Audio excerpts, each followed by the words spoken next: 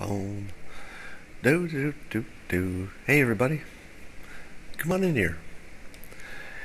It's early, I know, but chances are you already have your cup of delicious coffee just waiting for me. And if you did, you know what's coming next. I think you do. Simultaneous sipping. It's the best kind. You know it makes your coffee taste better. Everybody says so. Even the experts. Drink with me. Simultaneous sip. Oh, yeah. Good stuff. All right. So, it's quite early. It's 6 something in the morning where I am in Hawaii. In Maui, yes. It's my last day. Here, we'll be heading home to give you Coffee with Scott Adams' California version starting tomorrow. So we got a number of topics today. Let's start with our government shutdown and who's winning. Is it going to be the Democrats or the Republicans who get to blame other people most effectively? Now, it's a funny kind of competition. Normally when you compete, it's 2 teams competing against each other, no matter what the situation is, and you're going to have a winner and you're going to have a loser. And the loser feels bad, the winner feels good. But what's weird about this competition is that both the Republicans and the Democrats are having a competition to see who's willing to screw the public the hardest while the public watches. It's the damnedest thing. It's sort of like, well, I won't give you an analogy, but it's sort of like a kind of a sick thing where the competition is to make us feel the worst, and whoever is willing to go the farthest in making the public feel the worst is going to be the winner. Now, the president tweeted today that he was considering the, quote, nuclear option, which means they can go from the tradition, as I understand it, you'll have to fact check me on this, a tradition or at least an internal rule that they need a 60% vote for a budget. But they can do it at 51% or whatever, a bare majority, and that would allow the Republicans to, 51 votes, not 50, yeah, well, same thing. So the Republicans can do this themselves, pass a budget. But to do that typically creates a bad precedent for later in case you lose. So there's some risk down the road, but it's an option. So now the president has tweeted that if this goes long enough and the public gets angry enough, he hasn't said this directly, but let me say it. The longer it goes and the angrier the country gets at Congress, the more flexibility Congress will have to say, okay, we can't work anything out, but we have to run the country, so the party that has the most people in it is just going to go ahead and do it. So their flexibility for the so-called nuclear option, which is to pass a budget just by a bare majority instead of a supermajority, gets easier psychologically, politically, and everything else. So once again, time is on the president's side. You saw probably the quote from Chuck Schumer that negotiating with President Trump was like negotiating with Jell-O, because the implication is that they thought they had a deal, but then he moves the goalposts and says there's no deal, according to Schumer. Now, I've got 2 problems with that. The first one is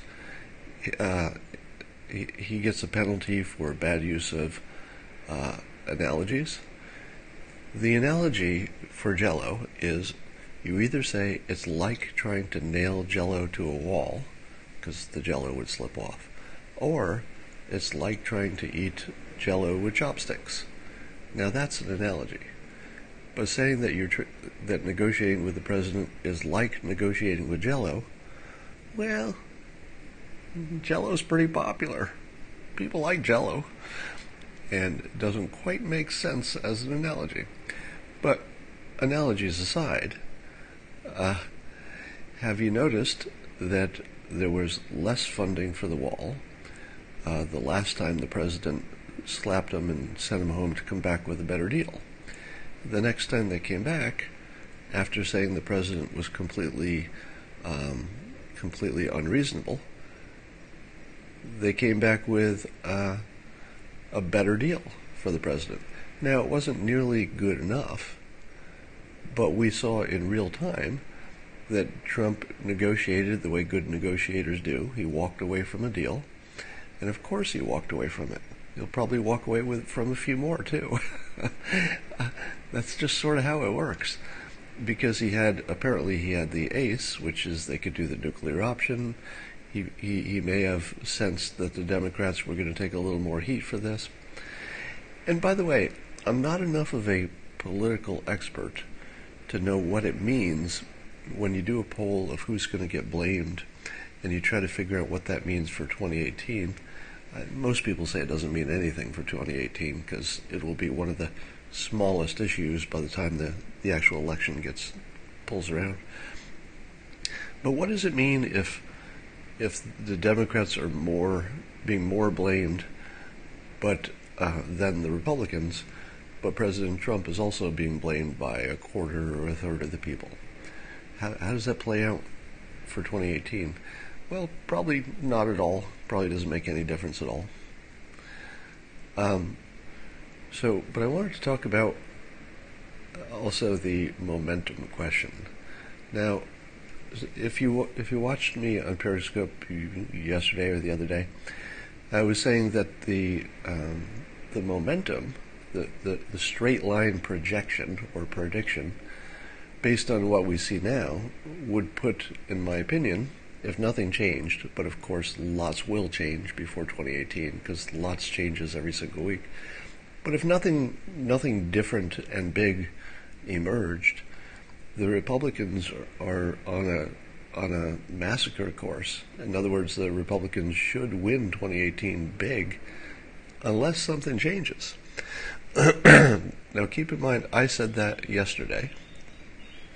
And then today, CNN comes out with a poll that says that the generic matchup of a generic Republican versus a generic Democrat used to be like a 10-point difference. The people preferred Democrats, but just in the last month or so, that's shrunk to 5. In other words, the difference has shrunk in half in a month. Now, that's what I was telling you. I told you that something is it more than 10 points swung? Yeah. So what I was telling you yesterday is that I could kind of feel that the country had started to move, and that the advantage that the Democrats seemed to have was rapidly slipping away, and that we're heading in the direction of a Republican victory the size of which maybe you've never seen. Now, the CNN reported this because it's their own poll, and it's obviously exactly opposite of what they might have expected. Probably opposite of what most people expected. I don't know if I heard anybody else credible saying that Republicans were picking up an advantage, especially after the shithole comment and everything else. But it seemed that way to me. Now, CNN also asked, what about the enthusiasm?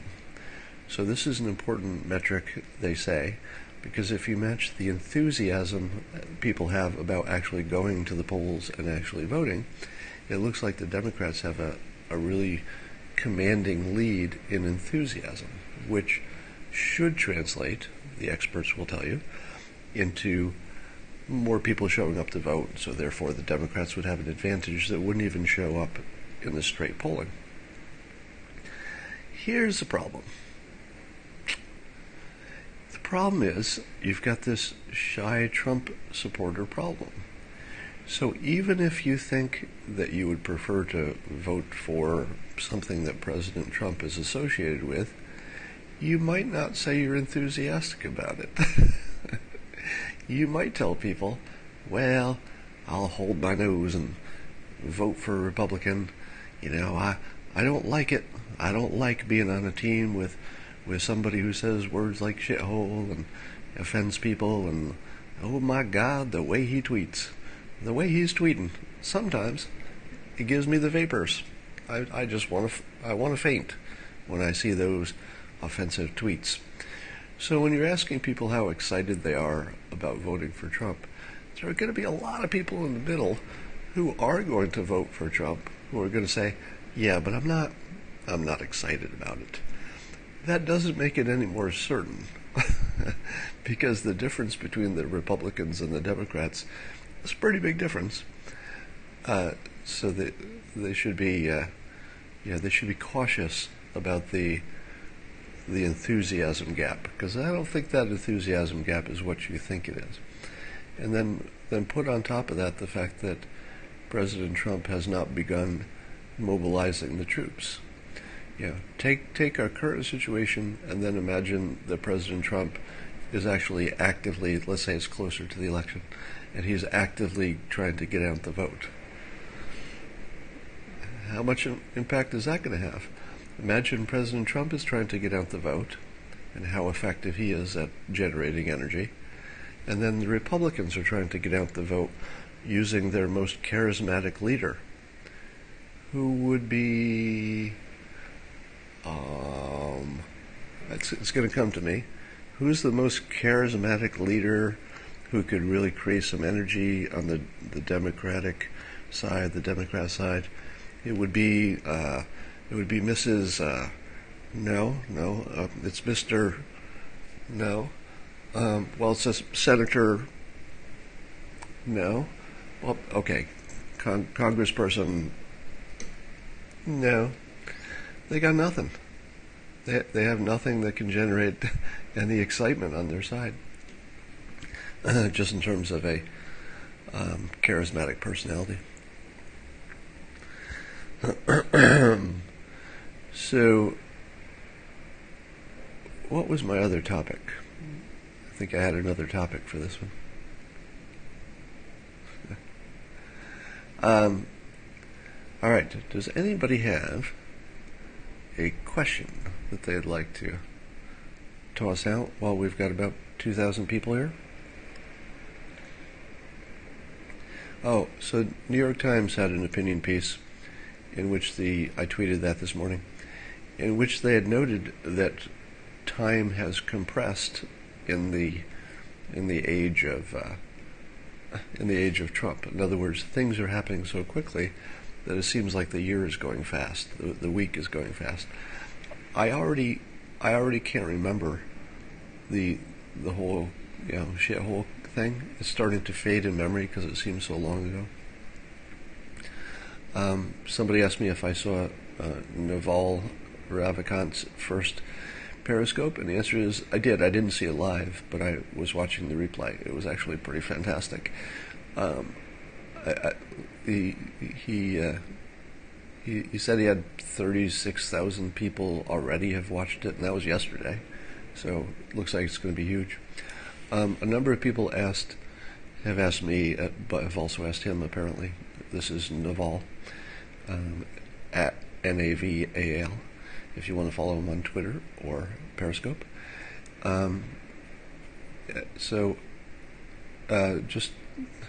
Just do a Google search on Naval Ravikant, Naval. Actually, that would probably get you all you need. But last name is Ravikant.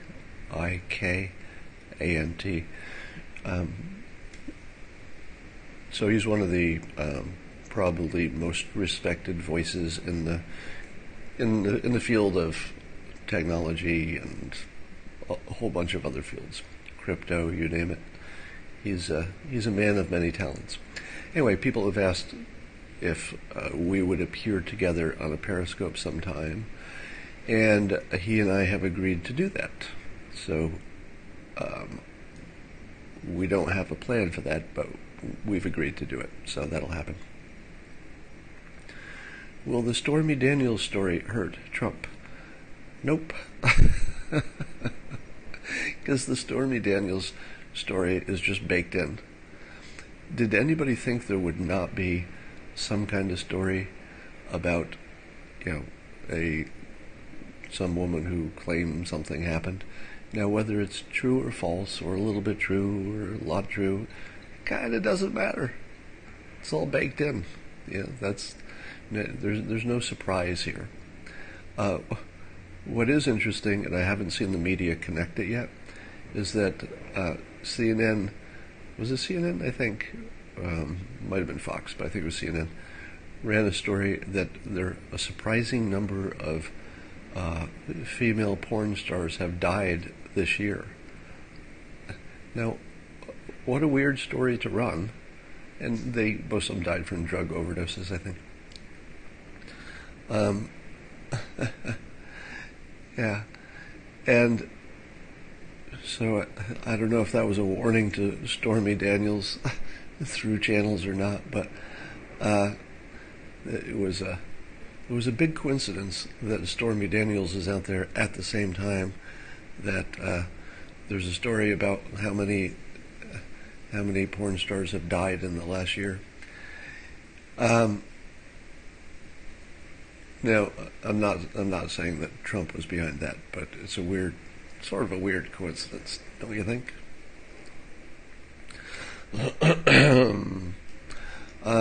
Okay, let's talk about the Women's March. What did the Women's March and Black Lives Matter have in common? So here's a test for you. What do Black Lives Matter and the Women's March have in common? And I'd be interested if you can see it. Somebody said Soros. I don't think so, but maybe. Who knows? Soros is involved with anything. Yeah, somebody just said no one knows what they want. Yeah. So do you remember the old days when people would protest, and they would say stuff like, "Get out of Vietnam." Well, that was pretty clear. Don't attack Iraq. That's pretty clear. Change the abortion laws. That's pretty clear. Equal votes. That's pretty clear. That's a lot of clear stuff. So in the past, we had protests where people had something specific they were asking for, and you could say yes or no to it. But Black Lives Matter, as a national organization, and the Women's March don't have specific, as far as I know, or at least it hasn't been well communicated in both cases. There doesn't seem to be anything like a clear request for something to change. Now, they'd like a better experience. They'd like a better world. They would like less of what's bothering them. But they don't seem to have a suggestion about how to get there. And the NFL kneelers. So they could tell you what world they want. They want a world that's more equal, less scary, less dangerous. You could easily describe what the world looks like that they want. But if there's no specific ask in terms of how to get there, it feels like, I don't know. I don't know how it helps them exactly. I suppose raising awareness is good in and of itself. But you have to ask for something, or else why bother? Then you saw Trump's tweet, somebody just mentioned here. President Trump tweeted that people should get out to march. It's a good weather, and they should get out to march to celebrate all the good things that are happening for employment for women, I guess, which was a hilarious reframing. Now, could President Trump have so humorously reframed what the Women's March was about if they had a specific ask? And the answer is no. If they'd been asking for something specific, then he couldn't have really said anything about it, unless he was complaining about the thing they were asking for. But simply by having sort of a generic, we don't like the president sort of event, he rebranded them as his mascots, which was funny. funny to some people, insulting to others, as we've seen.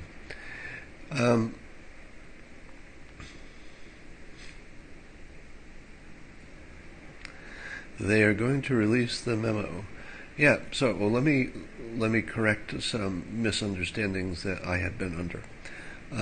Speaking about the Nunes memo, and a number of people, and I was one of them, have inaccurately said that the president could just decide to declassify it or release it anytime he wanted. But it turns out I was sorely wrong about that.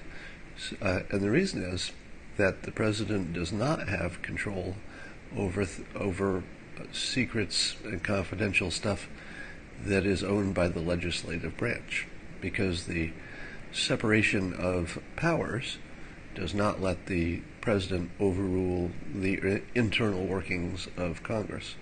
And the memo is, as it stands right now, part of an internal process in Congress. So it's their secret, not his. He can only declassify things that are presidential administration type secrets. Shapiro says he does have the power. That's interesting. So I could be wrong about that as well. And my understanding is that there's a fairly complicated and long process of releasing something, because a number of entities have to be involved in the legislative side, and then when the legislative side has said, yes, we can release it, there's a whole separate other set of reviews in the executive branch, because there are lots of entities that might still have a problem with it, even though the legislative said it's okay. There's a whole separate process where the executive branch also has to get sign off from CIA, Department of Justice, blah, blah, blah.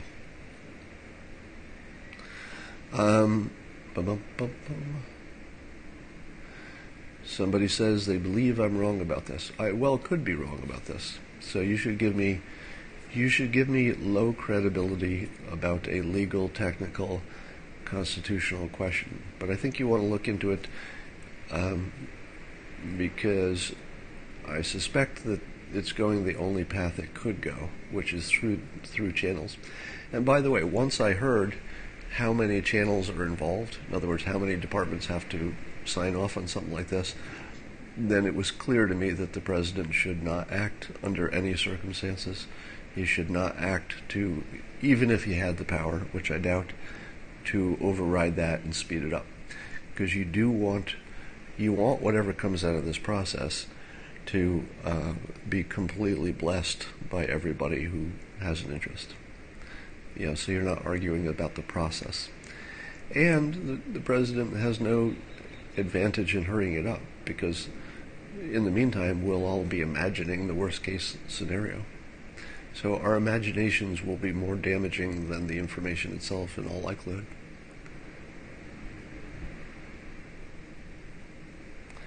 I'm not broadcasting from a laptop, if somebody said that. I'm broadcasting from an iPad, and then I bought a little clip-on lavalier microphone that just goes into the port of the iPad and clips onto my shirt. That's why my sound is so good. Have you noticed that the sound on my periscopes is unusually good? It's because of the clip-on mic. They're very cheap, by the way. It's no big deal. Just get them on Amazon.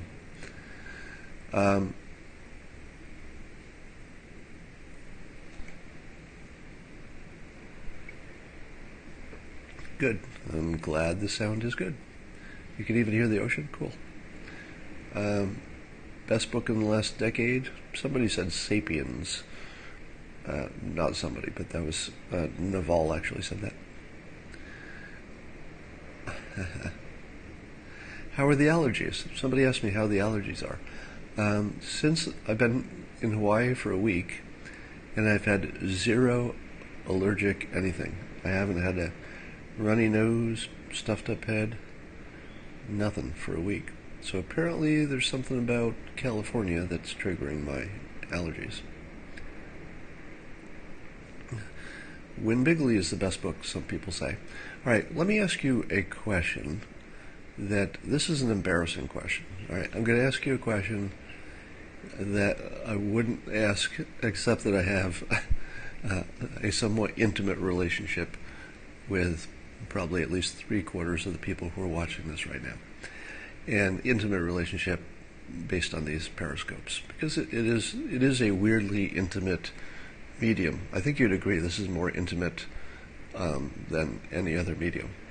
And to show, let us lift a glass, and it's time for a mid-periscope simultaneous sip. Grab your beverages, grab your vessels filled with delicious liquids, and let's drink a toast to the tears of our enemies.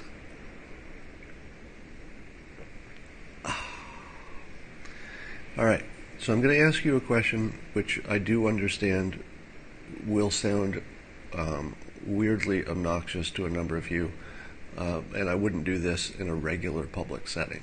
That's right. It's only because you're special I feel comfortable in asking this.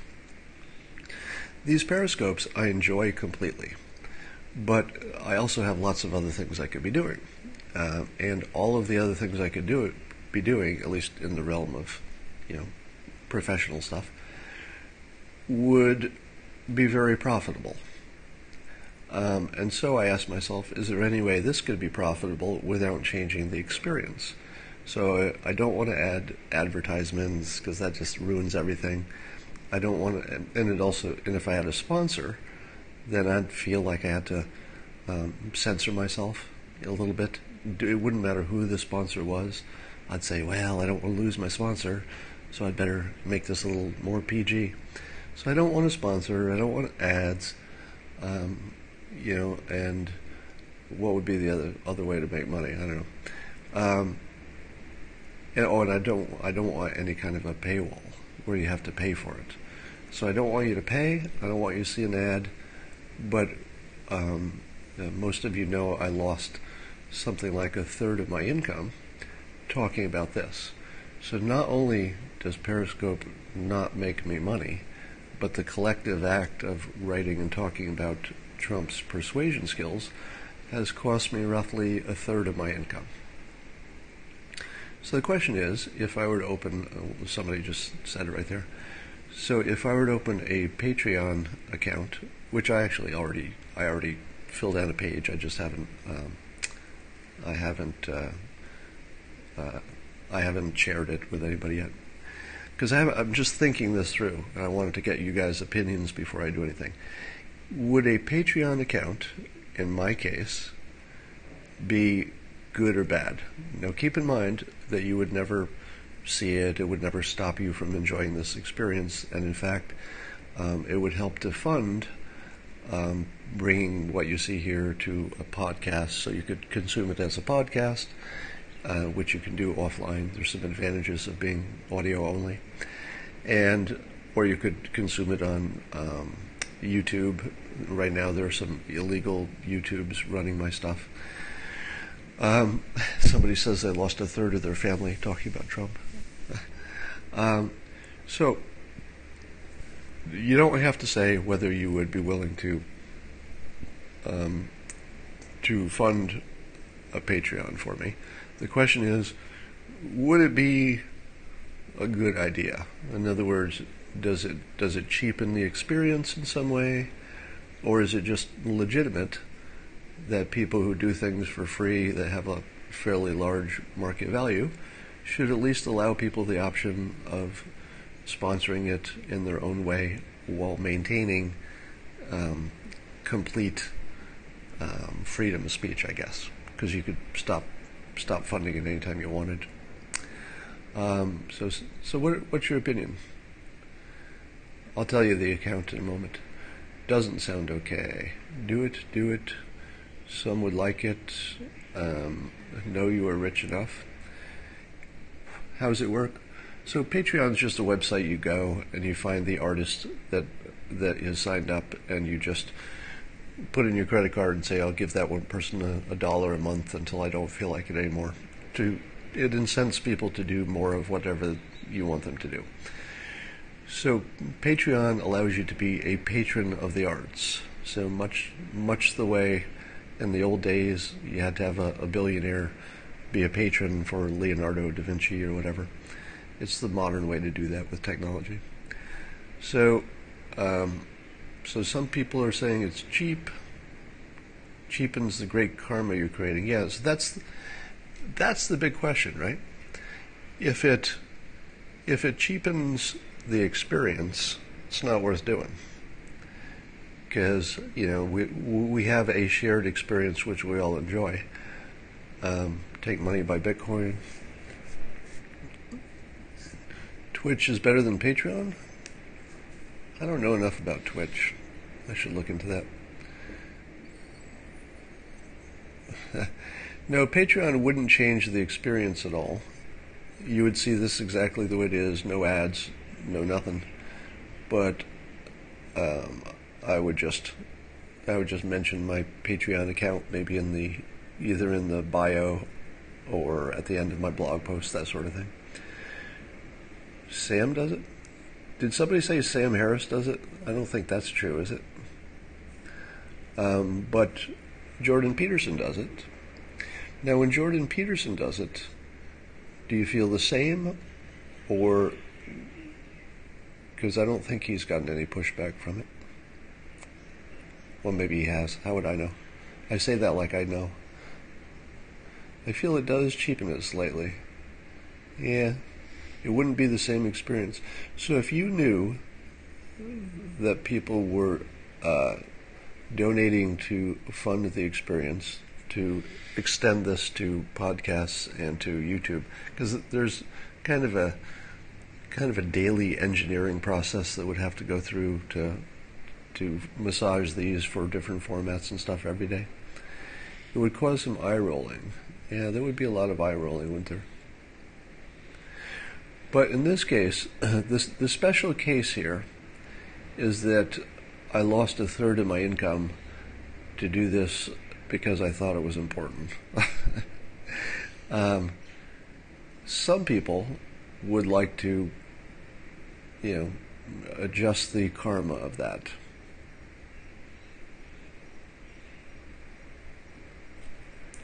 Peterson's not rich, but he has a good job.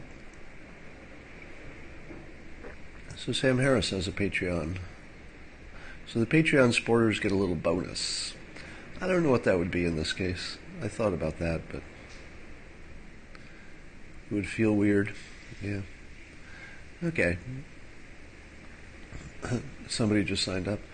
All right, so my account, all the Patreon accounts start with blah, blah, blah, Patreon / and then your name. So my username there is Scott Adams Says. So it's the same username on Patreon as it is for me on Twitter and Periscope. What happened to FU money? I do have FU money. So the context here is whether I spend my time doing this or something else. Let me give you this specific trade-off. If someday, well, I've got a number of other uses for my time, and all of them are wildly potentially profitable. This is the only thing that's not. And it's the only thing that actually costs me a third of my income. If it hadn't brought it up, we wouldn't have noticed. Yeah. Well, but you have to notice or else it doesn't work. Being a Trump apologist. I was going to start a blog post on the topic of, I'm going to change topic now, on the topic of the dumbest things that people say about Trump and Trump supporters. Because there are some things that are just, different philosophies, different priorities. Maybe sometimes people have different, just, different information. But there are other things that are just plain dumb. And when somebody calls me a Trump apologist, that's just dumb. Now, it's not that it's not true that I say things which give you a better image of what the president is doing, but keep in mind that's explicitly what I signed up to do. In my case, I'm telling you what methods he's using that would not be obvious to people who are not trained.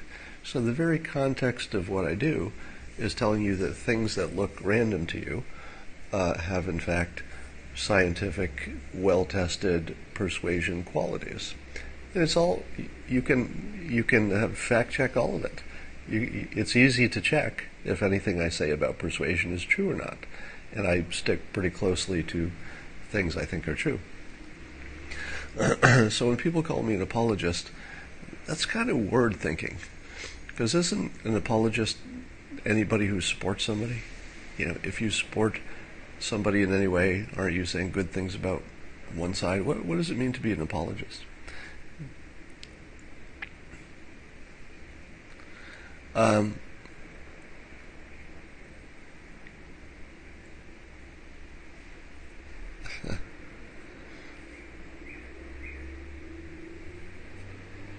right, I'm just reading your comments right now.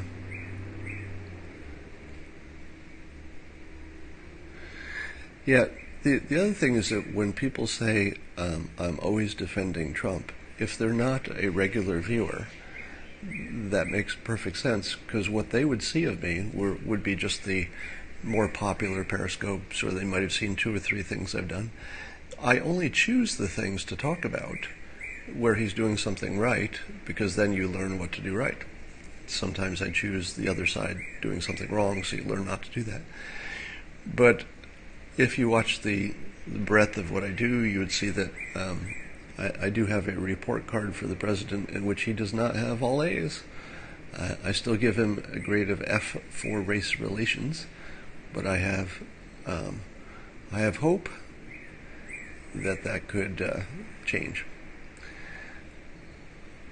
Apologist means spinning bad into good, right? But when you say this is actually good persuasion, but people don't recognize it, that's somewhat verifiable, because I tell you the technique. You can just look at it. You can do your own research. You can find out if the technique is a real technique or not.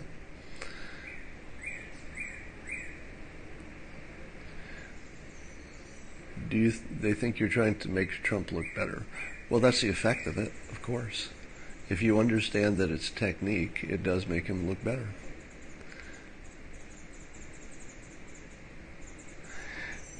Is value only about money for you? No. That would not be true for anybody, any human.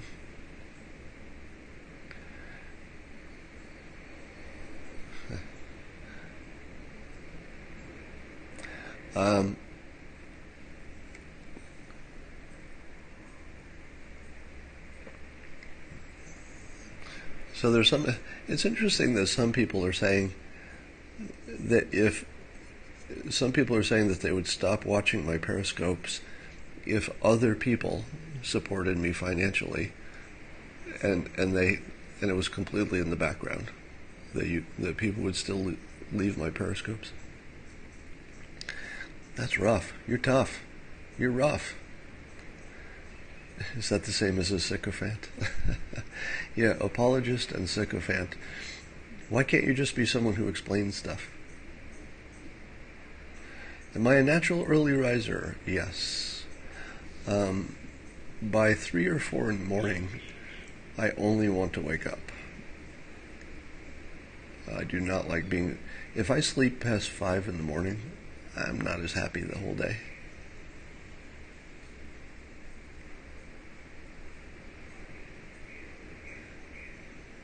Tears of Our Enemies coffee. The only trouble with Tears of Our Enemies, as funny as it is, if you're actually thinking of tears, it doesn't sound delicious. So that is one problem with my slogan. It would be funnier if it were actually delicious.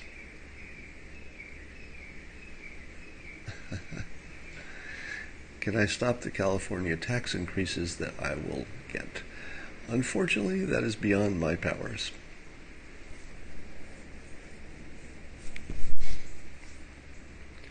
Are you recognized on the beach? No.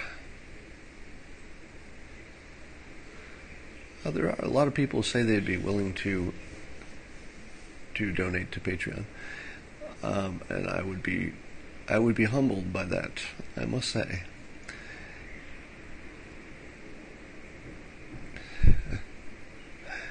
All right.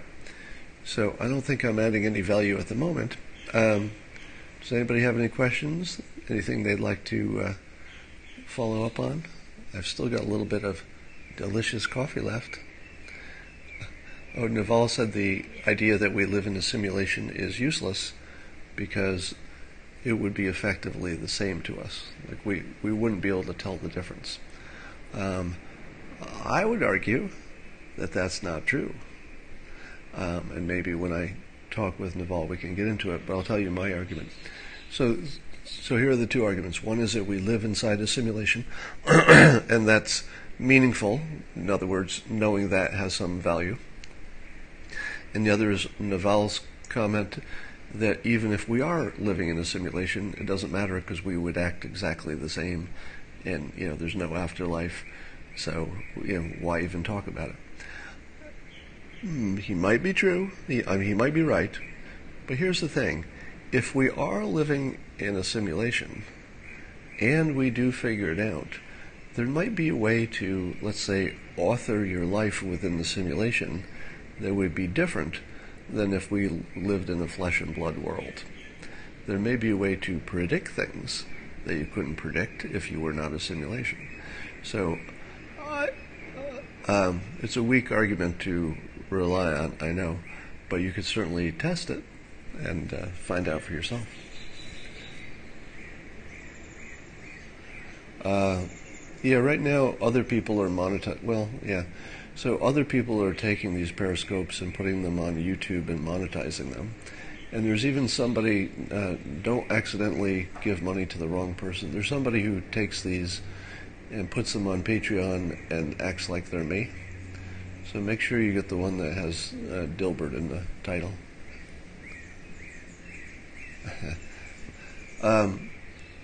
Did Jack Cassidy encourage you in your early Dilbert days?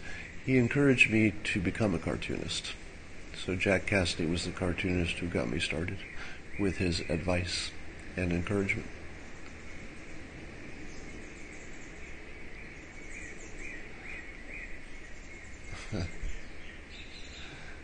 Somebody says, who are you and what do you do? I will let Google figure that out for you. So, why can't there be an afterlife simulation? Well, I suppose there could be. Why not? Your Patreon question is revealing about your state of mind. It's supposed to be. That's why I said it. Of course it's revealing about my state of mind. Why wouldn't it be? What kind of comment is that? How would you test it? Oh, how would you test that you're in a simulation? Well, affirmations would be one way. So, I won't get into the whole affirmations thing, but it's the idea that if you write down or repeat or visualize what you want out of life every day, that it's more likely to happen. If we're a simulation, there may be some way to cheat the simulation using affirmations, and what that would look like potentially is that affirmations that have no logical reason they should work continue to work. So if affirmations consistently work, that would not make sense in a normal organic world because there's no connecting mechanism that would make that work. But if you try it and it works consistently, then you'd have to say, "Whoa, maybe our reality is not what it looks like." Naval's, let me spell Naval again, Naval, and last name is Ravikant.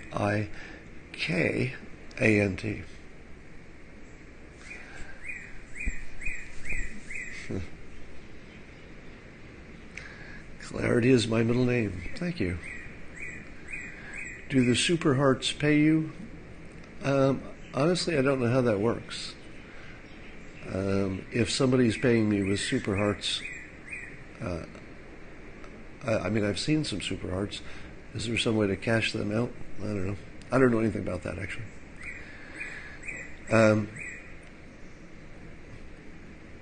Is Trump's F-52 comment? No.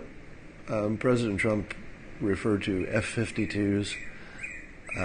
Sounded like he was just conflating F-35s and B-52s or something.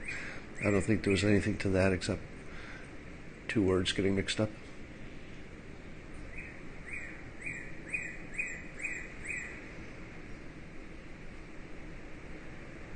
Could the audio version be on a podcast? Yeah, that's one of the things I would fund.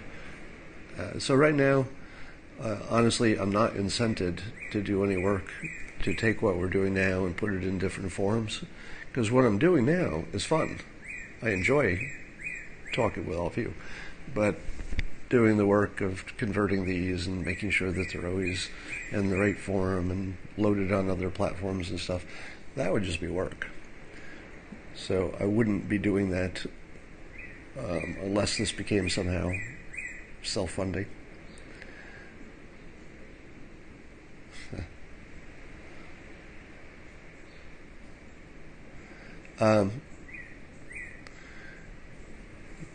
You'd need a staff. Yeah. All right. I think I've said everything I'm going to say today. I didn't have much to talk about. And you know what happens when it's Sunday and it seems to be slow news? What does President Trump do when it seems to be a slow news period? Well, it won't be slow news for long, if you know what I mean. Get an intern like Joe Scarborough. That's not nice. That's why it was funny.